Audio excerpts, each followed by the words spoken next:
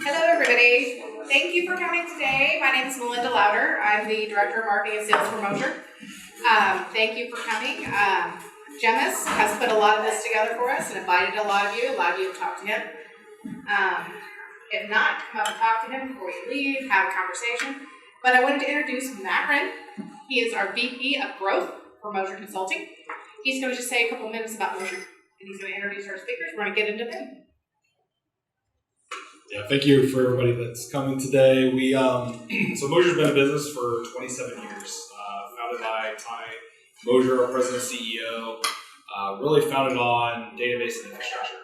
Ty was our first consultant and grew it to now 350 people, headquartered here in Indianapolis.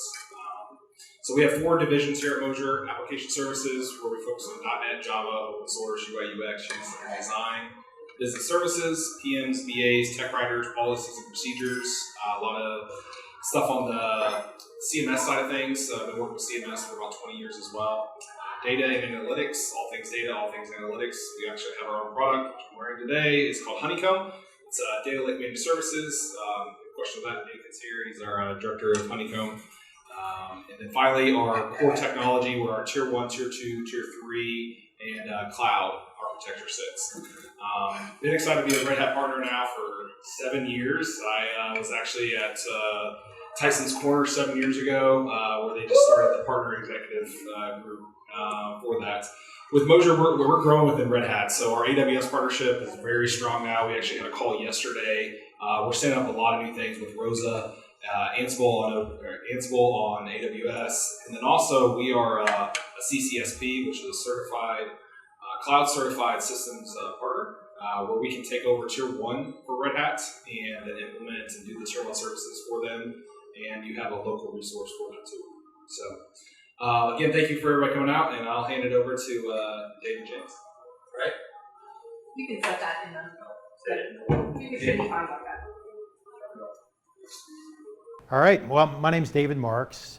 My colleague James Garrett. We're solution architects out of Cincinnati, and we support Moser and their customers. And today what we're going to do is we're going to go over just the highlights from our Red Hat Summit that occurred in May. And there's been quite a few enhancements, and one of the things, and I wanted to just kind of go over this slide. One of the things that you'll know about us, right, is we are completely sold out on open source software. We're all about open source because it fuels our innovation. But also too, we are focused on making your job easier. And how many here deal with hybrid cloud? So you have applications on premises, you have applications in the public cloud, maybe multiple public clouds. Almost everybody. I mean, we're all stuck in that world. And our vision as a company is to make that easy for you, to make it the same. If you're going to deploy code, well, first to simplify it, because it's incredibly complex, right? If you're in Azure, different set of rules, different set of tools. If you're in AWS, same thing. Now a different set of tools and rules. So they're similar, but different, right? And then on premises, right?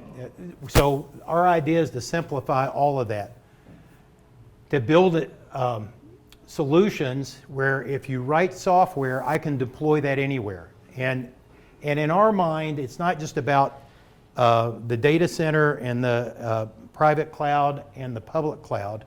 It's not about that. It goes beyond that. It goes all the way to the edge. So if you have systems that are outside of your data center that you have to manage and you have to control, we want to make that simple.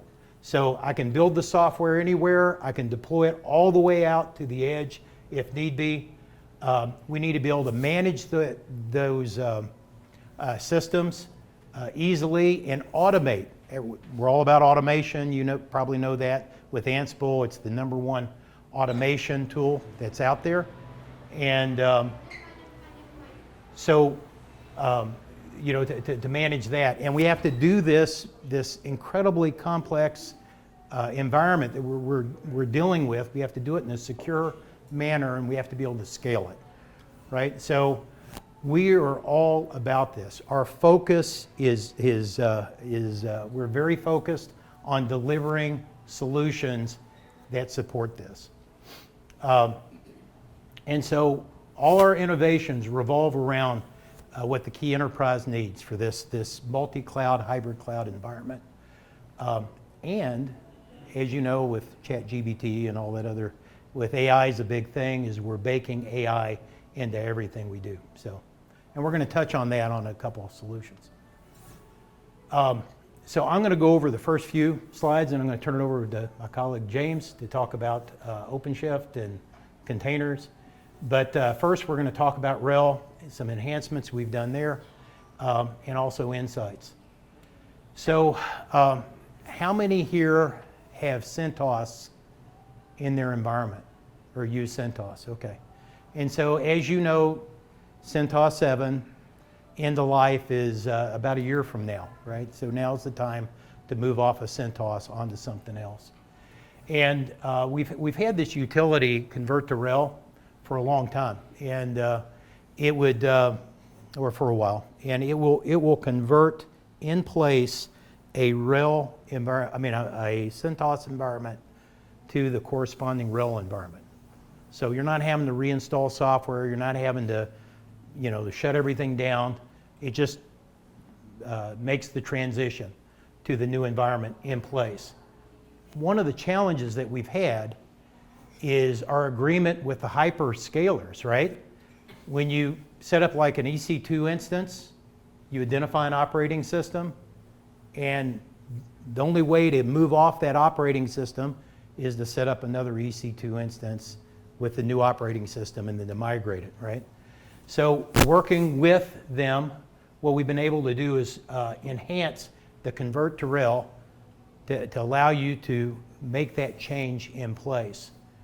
And we have this new offering here, which is the Red Hat Enterprise. I have to read it because it's too long. Red Hat Enterprise Linux for third-party Linux migration, right? And it's about per vCPU. It's a little over $6 a month, 6.1 something dollars a month. So it's inexpensive. And what it does is you can get the subscription, and then you can use our utility to convert your CentOS in the cloud to RHEL. Now, as you know, if you look at the end of the life, RHEL 7 has,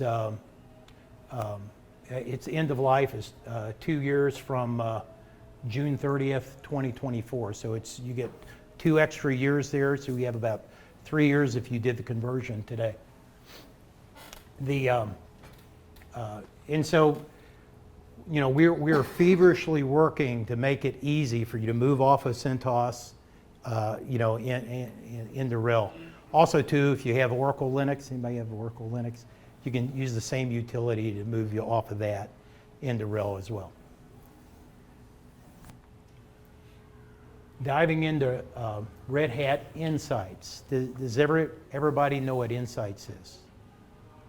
It's a utility, right? And you have to run it. It's not ran by default. You have to run a little agent, and what it does is it communicates your server configuration up to console.redhat.com, and then we've used 30 years of expertise on support tickets to automate evaluation of your installation to make sure that, and we point out problems that are associated with your installation, right? And if you've opened up this port, you need to close it, you need to do whatever. So it's all around security fixes, critical bugs. One of the things that we've done recently is we've been told that it's very difficult to find comparable competent system administrators. And so what we've done is in Insights, so if you go to console.redhat.com, you can go and you can actually, it has some of the functionality of satellite itself. And you can apply patches, you can take a gold image and say your gold image requires a CIS level 1 certification. We will actually even evaluate in the future to make sure you don't drift from that. And if you drift from it, we'll give you recommendations on how to bring it back in. We'll even generate the playbooks that you can run to actually bring you back in to compliance. So zero overhead, it's a software as a service, and it's available to you. All you need to do is run this little agent to start sending the information from your server install to console.redhat.com. No other Linux provider that I know of, let me put that, is doing this. Okay, so let's talk a little bit about Ansible. We've had 2 major announcements around Ansible. The first one I want to talk about is who here, let me ask again, who here has heard about Project Wisdom? Okay, Project Wisdom, okay. So, well, we've released it. That was our internal project. We've released it and we've coined it Ansible Lightspeed. And what we're hoping to solve here is, Ansible is fairly easy to actually code against, right? It's actually, you're not really writing code. You're kind of writing code, you're kind of not writing code. It's pretty simple, pretty straightforward. In an afternoon, typically, someone can actually become functional somewhat, writing Ansible. However, as you go deeper and you do more things, that the developer that develops these, what we call playbooks, has to be knowledgeable on really the operations of what he's automating along with the syntax of Ansible, right? And that can be a challenge. So we took a step back and we said, well, what if using, an AI tool, which is, Watson Code Assistant, what if we could train it to actually write the Ansible for you? And that's exactly what we did. And so if you download VS Code, which is this editor, what I can do is I can enable Ansible Lightspeed within that editor. And what it'll allow me to do is I can go and I can use just natural language, and it will generate the Ansible code for me in YAML format. Does that make sense? Yeah. So really the idea here is to destroy that learning curve, that initial learning curve on writing Ansible, to make it super easy for people to automate across their enterprise. Now, there's more functionality that's coming out, but the first task is is task generation, right? Is to be able to use it to actually generate that code. Later on, we're gonna train the model to be able to support coding standards. It was an example that you might have within your environment. See what else here. All I need is the VS Code, download that, and a GitHub ID to get started. And it is in limited release right now. So you can, as a developer, you can download it, try it out. A lot of people are using ChatGPT, right, to actually generate Ansible. But it's a standard model. It's been trained against standard models, right? What we're doing is we're taking a specific model. We don't want it to know everything, right? We want it to know Ansible really, really well. So like with ChatGPT, you might get the right answer, you might get the wrong answer. It's going to look good, but it may not work, right? And you're going to be debugging that. With this, it is the model that we train it against is fully about Ansible and only Ansible. And just here's an example here. You know, you can write the name, and then what it will do is it will go and it'll start filling in the fields to actually call the module that you're looking at calling. So any questions on that? Yes, sir. You mentioned go somewhere and download with it the app code or Visual Studio Code. Yep. Yeah. Yes, sir. And then it's just an extension on the marketplace for you to download. Yeah, so when you're in Visual Studio Code, they have a marketplace icon. You click on that, you install Ansible. When you install Ansible, there's procedures on enabling Lightspeed. Currently, it works sort of just like almost like an autocomplete. But at Summit, there's actually a video of Summit on YouTube if anybody wants to rewatch it. They showed a small example where, you know, if you interact with ChatGPT, you just type in like a sentence, you know, create a playbook that does this, this, and this. They have a similar feature for Ansible Lightspeed. That'll be coming out later. Yep. And if you want to see that demo, there's the demo right here. So. Question on that. If you Yes, already sir. have the Ansible plugin in VS Code and it updates it, just automatically pull Lightspeed in, or do you have to do something? You have to configure it. So if you already have it, you have to go in and actually configure it. It's in the extensions. You know, you right mouse click, you go down, and then you bring up the. So it's there, you just have to configure it. You already have it and you have to. Yeah. Yeah. Now I think the question is do you have to re-download or do you have to reinstall the Ansible and re-enable Ansible? Yeah, or any other stuff that you Yeah. think that. Yeah, no, it's a part of Ansible.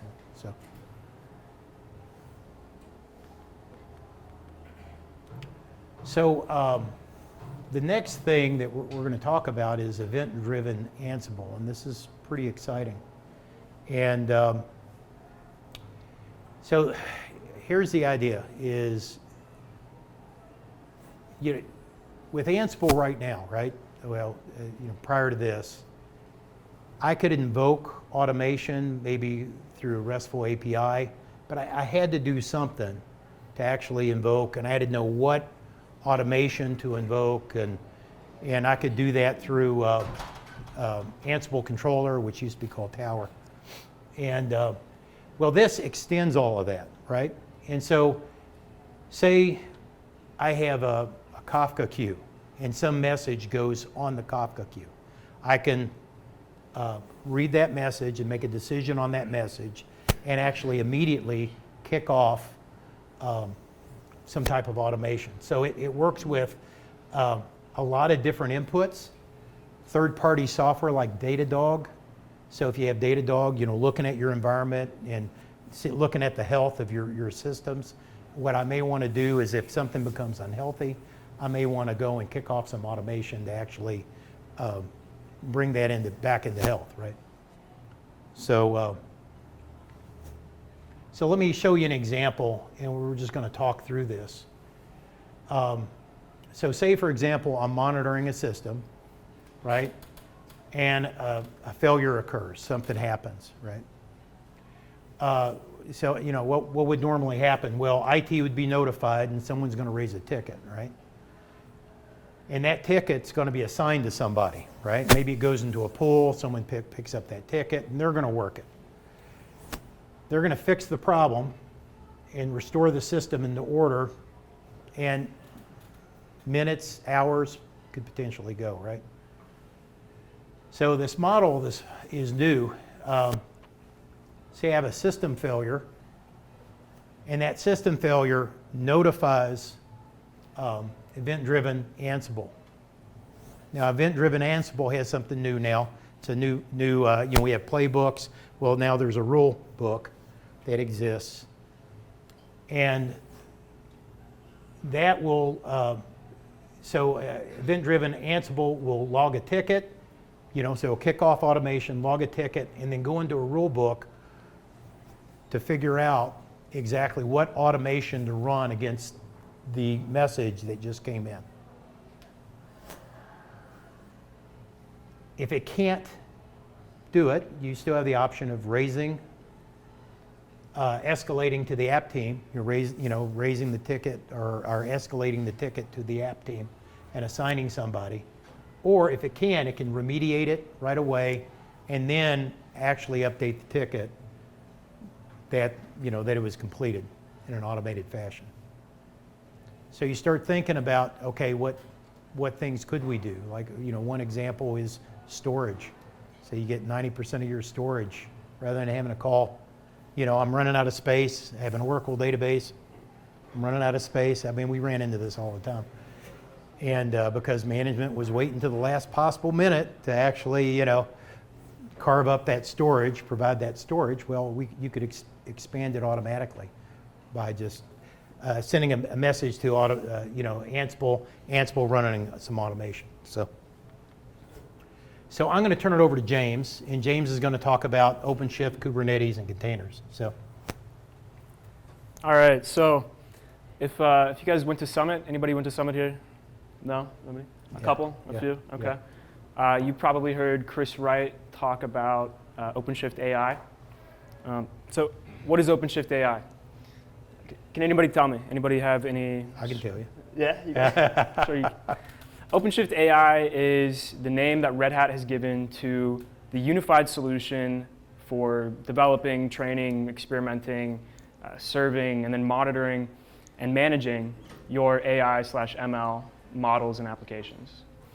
It's a unified solution, but it's also a consistent solution. And that's because it builds upon OpenShift and OpenShift Data Science. And it does this to try to accommodate for some of the challenges that enterprise AI/ML applications can encounter. So it's to provide a consistent foundation for IT operations and leaders. We want to bring a specialized partner ecosystem in with data scientists and developers in order to capture this innovation. In a practical sense, what OpenShift AI does is it brings together the agility, the flexibility, and the scalability of containers and Kubernetes, and it combines that with the ease of access to ML modeling tools, data, and compute resources, and it brings that all together under a single pane of glass right at your fingertips. It makes everything super easy. Some upcoming OpenShift AI capabilities that Red Hat is looking to implement. View your model performance. Similar to how you can view the performance of your containers over your entire cluster, you can view the performance of your various AI ML models. The deployment pipelines. This is actually really interesting. Think of it like CI/CD, right? Say you have to train a model, but maybe you don't have the resources, the local resources to do so. You can create a deployment pipeline that will, in one button click, it'll scale up some resources so you can instantly have, multiple GPUs at your disposal, deploy your code to those GPUs, train your model, and then deploy your model to your application. And then automatically scale back down so you can deprovision those resources back. Just all in one button click, just a pipeline like CI/CD. AI quality metrics. You can monitor your models for drift and bias. If anybody has any knowledge on AI, you think about with ChatGPT, what if it got trained on its own data set, and what if part of its own data set that it's outputting has some errors in it, right? It can increasingly get worse and worse. It can drift, it can have bias. You can monitor your models for that situation. And these are upcoming. Red Hat Service Interconnect. So Red Hat Service Interconnect was created off of open source project called Scupper, scupper.io. Scupper.io is a layer 7 service interconnect. So what's layer 7? Layer 7 is the application layer, and that's where apps communicate with each other. Red Hat enhanced its capabilities. They enhanced the security of it so that developers can create their applications and connect their applications. If say developer is say you create one of these next-gen AI models or an application, right? it's not just, it doesn't exist in a vacuum. It has to access many different supporting services. Maybe it has to access data sources. And there are a lot of different opportunities for error and vulnerabilities. Service Interconnect allows developers to connect your distributed applications in a secure manner so that they can communicate without you having to worry about vulnerabilities. Red Hat Developer Hub and Red Hat plugins for Backstage. Does anybody know what Backstage is? A couple people. So Backstage, I think it was partially developed by Spotify, and also the open source community. Think of Backstage like the open source building blocks for creating a developer portal. So developers, they have to work with a lot of different tools, a lot of different software, and it can oftentimes, the landscape can get pretty daunting, especially if you don't have everything in one place. You have to go everywhere for all your different sources. If anybody in here was a developer at any point in their life, you would know it can become a mess. So Developer Hub, so Red Hat enhanced Backstage, added support for plugins. I think that there's an intermediary in there. It's called Janus. I think that's where Red Hat. Making the enhancements. Yeah. That's where Red Hat came in, made enhancements for plugins and security, and just to add, so how many here have done software development? And how long did it take for them to get your system set up for you to start doing software development when you started at a new place, right? They're still setting it up. Yeah, still setting it up, right? And so what this does, it provides a portal with all that for you so that you don't lose that time. Makes onboarding a whole lot easier. Yeah. So, yep. Advanced cluster security as a service. It's the same advanced cluster security that you know and love. Now it's offered as a service. Do you want to add to that? Yeah. And so advanced. Is everybody familiar with advanced cluster security? We bought a company called StackRox a couple years ago, and what they do is as you build a container, it looks inside the container. So what a container is it's an application plus all of its dependencies all bundled up into one little thing. So I can basically deploy it anywhere. It looks at all those dependencies and the application software and the networking and it looks for vulnerabilities and it will rank them. So it keeps a catalog of vulnerabilities and it will look in your containers, and the idea is to move security to the left, closer to the developer as humanly possible. And that's what we do, and we're going to get into another slide and talk about supply chain, software supply chain. But well, let's go back. Okay.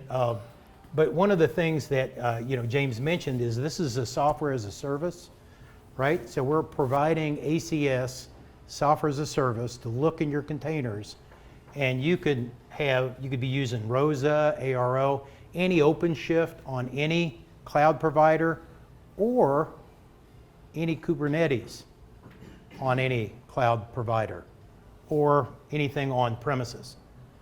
It's just a service. It'll look into your containers and make sure that they're Secure. Secure. Yeah. There you go. All right. Or you want me to? You want to take it?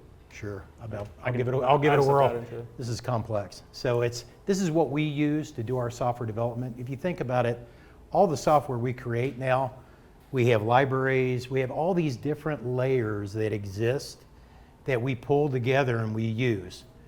And so how do you validate all those layers to make sure that you don't bundle your software with something that has some type of backdoor, right?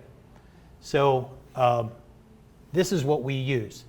To actually do our software development, we're opening this up to everyone else. And so there's curated content that you can pull from, that you know this is trusted content, there's nothing nefarious with it. I can build that content and store it in a repository, and I'll digitally sign it, so I know exactly who did it, and you know, no one can mess with it. And then I can use that to build applications, and also too, a part of it is advanced cluster security, is actually looking at everything every container that gets built, and is it secure?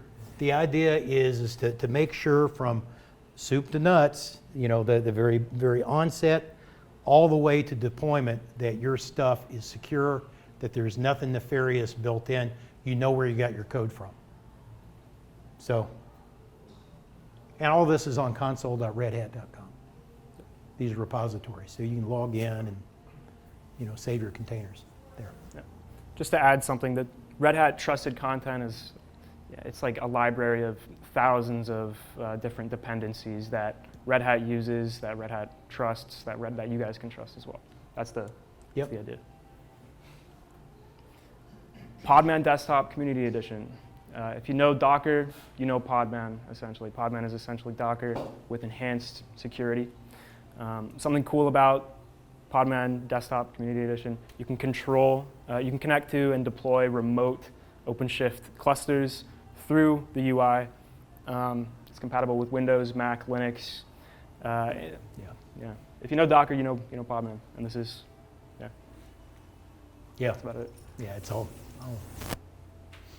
And this, so we went over everything. This is the list of new features that exist. We only went an inch deep. You know, it's amazing with, you know, again, we're all about open source, right? And the reason why we see so many changes all at once is really due to the open source community and the contribution that they provide within our software. So, you know, so it's hard to keep up. Let me just put it that way. So, are there any questions? Was this worthwhile? Okay. And you guys can find the links if you want the presentation. We can send it to you, right? You can find. I'll send the presentation and the recording video out to everyone, so you'll have the links and everything. Awesome. Yeah. Cool. Thank you. Thanks for joining us. Yeah.